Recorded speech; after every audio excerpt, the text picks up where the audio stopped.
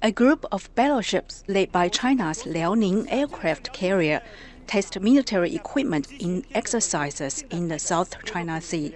China's seizure last month of a U.S. Navy underwater drone, which it eventually returned, is considered a sign of what's to come from a more assertive Beijing government. And China continues to fortify its artificial islands. Trump's Secretary of State nominee Rex Tillerson voiced a much tougher tone with China.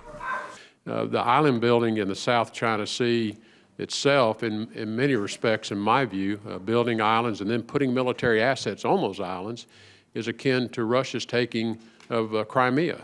What Trump does in response to an aggressive China could bring increased tensions. Just the fact that the U.S. will continue to accelerate freedom of navigation operations, and then you have the number of Chinese ships, including their maritime militia, which are basically disguised as fishing boats, the likelihood of some sort of confrontation, flare-up, remains.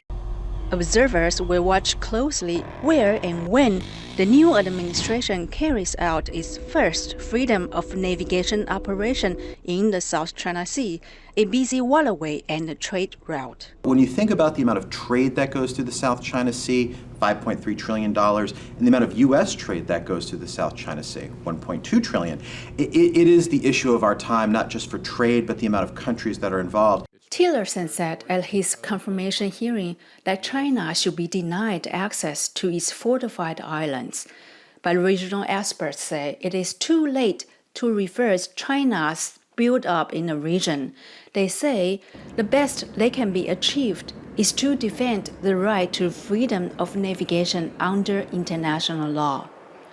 Ching, VOA News, the State Department.